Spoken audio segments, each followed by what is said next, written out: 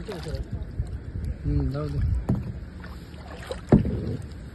तर ओम श्री गणेशाय नमः. श्री स्वामी समर्थ. माझ्या यूट्यूब चॅनलवर तुमच्या सगळ्यांचं पुन्हा एकदा मनस्वी हार्दिक स्वागत करते आणि स्वामीचरणी प्रार्थना करते की हे स्वामी महाराज सगळ्यांना सुखात समाधानात आनंदात आणि ईश्वरी ठेवा. तुमचं नामस्मरण अखंड सुद्धा हे स्वामीचरणी प्रार्थना करते आणि आजच्या व्हिडिओला सुरुवात करते.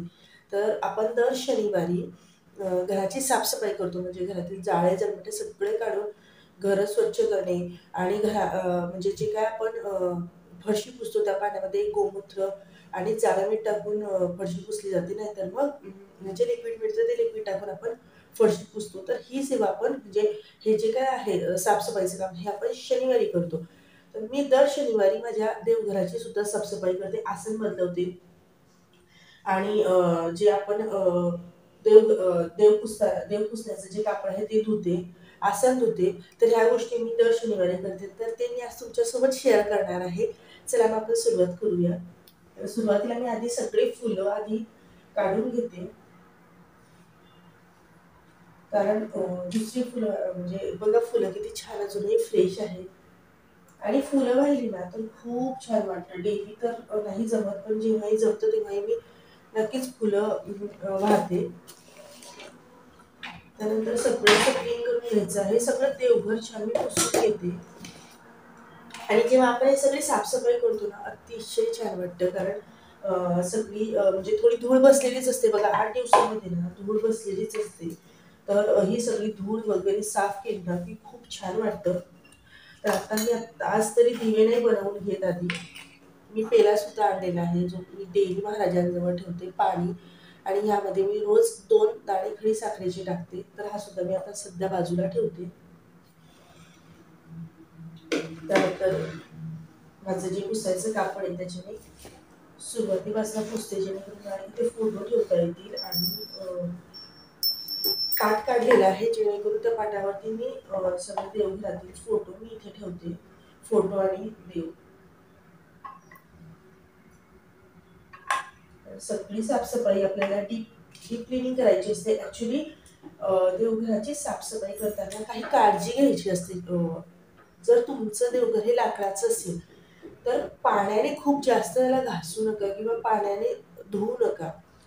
ठीक आहे, 1 वर्षातनं 6 महिन्यातनं एक वेळेस तुम्ही डिरेक्टली नळीने किंवा पाण्याने धुतलं तर हरकत नाही आणि त्याला छान उन्हात सुकवायचं. परंतु ही जशी आपण आठवड्याची म्हणा किंवा महिन्याची जी काय साफसफाई करतो त्याला जास्त पाण्याने नाही धुवायचं, जेणेकरून हे फुगेल. आणि हे आहे माझं सांगवानी. संगमरवरी असेल तुमचं व्हाईट कलरचं तर तुम्ही करू शकता, पण मोस्टली एक सांगेल की देवघर हे लाकडाचंच असायला हवं, कारण आपली देवघराची जागा ही ईशान्य कोपऱ्यात असते. तर ईशान्य कोपऱ्यात जागा असल्यामुळे ईशान्य कोपऱ्यातलं जळत होईल अशी कुठलीच वस्तू तिथे ठेवायची नसते आपल्याला. आणि लाकूड हे हलकं असतं, त्यामुळे आपल्याला लाकडाचंच देवघर हे वापरायचं असतं. आणि ॲज कम्पेअर टू संगमरवरी दगड, लाकूड हे हलकंच असतं, त्यामुळे आपल्याला लाकडाचंच देवघर पाहिजे. हे आहे ना, याला मी लेस नाही लावली, नाहीतर मी देवाचे जे काय कापड आहेत म्हणजे देवाचे जे काय आसन आहेत ते मी घरी बनवलेले आहेत. तर असे कापड आणून याला लेस लावायची राहिलेली आहे. परंतु ते मला तो कलर खूप आवडला, ऑरेंज कलर, आणि तो मला खूप छान वाटतं माहिती का देवघरात जेव्हा आपण हा कलरचं आसन ठेवतो तेव्हा. तर बघा हा पाठ मी पायऱ्या नाही केल्या, मला करायची आहे अशी इच्छा आहे माझी. मला देवाला थोडंसं म्हणजे देवघरही थोडंसं चेंज करायचं आहे किंवा बॉक्स वगैरे बनवून घ्यायचं आहे मला. आणि मी छानपैकी असं पूर्ण क्लीन करते, तुम्हाला दाखवते. आणि हे जे कपाट आहे ना यात सगळं देवाचं आहे, जेणेकरून कुठेही इकडे तिकडे न ठेवता सगळ्या गोष्टी मी एकाच ठिकाणी ठेवली. त्या पद्धतीने मी ते ठेवलेलं आहे आणि सगळं सगळं सगळं त्यामध्ये आहे देवाचे. जे काय आपण वर्षभरात सण साजरे करतो, कृष्णाचा पाळणा, बैलजोडी वगैरे सगळं मी ठेवलेलं आहे.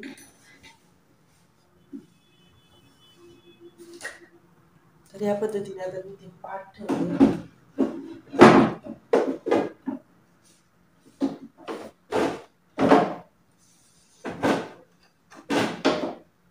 हे आधी मधले देव ठेवते आणि नंतर मग बाजूचं साफसफाई करते, जेणेकरून ती धूळ उडेल परत. मोरपीस जे माझे सर्वात फेवरेट आहे मोरपंख.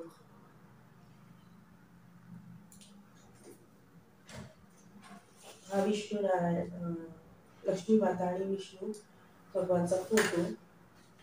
तर या पद्धतीने आणि ना मी कोरड्या कापडानेच करते, जास्त धूळ नाही, कारण दर शनिवारी जेव्हा आपण करतो ही क्लिनिंग तर धूळ ही जास्त नसते.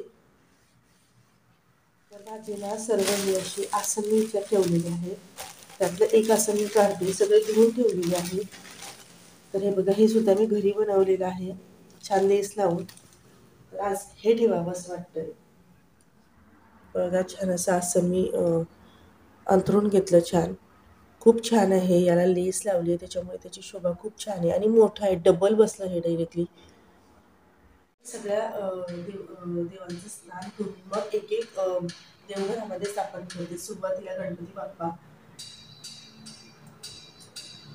तर सर्व मी करून घेते, नंतर तुम्हाला दाखवते.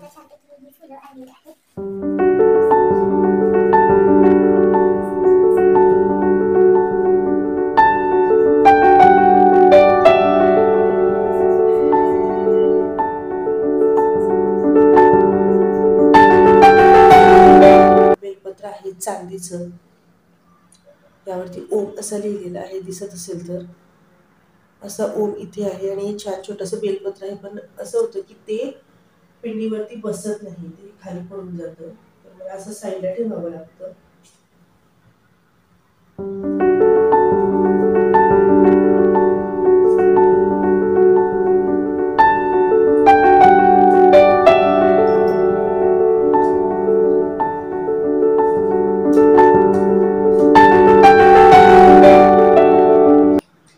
मी 2 दिवे बनवले, एक तुळशी साठी आणि एक देवघराला लावतो तो तुपाचा आणि तेलाचा.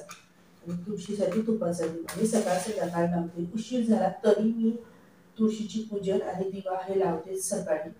आणि संध्याकाळचं तर टायमिंग असतं 6-6:30 च्या मध्ये लावलाच जातो. 6 ते 7 मध्ये तर आरामात होतो, लावलाच जातो. तर आता देवघर कसलं दिसतंय बघा, किती छान, बघत राहावं असं वाटतं. आणि ना अशा गोष्टी केल्या आपण घरात ना, सफाई म्हणा किंवा देवघराची सफाई किंवा देवपूजा सकाळ संध्याकाळ खूप छान आणि प्रसन्न वाटतं.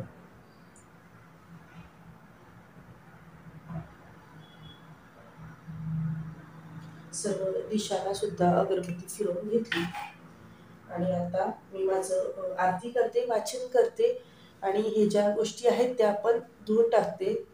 आणि जमल्यास आज जर जमलं तर मग मला दिवे सुद्धा घासून घ्यायचे. अजून थोडे फुलं शिल्लक आहेत जे उद्या मला काम आहे की परत ते ठेवून देते.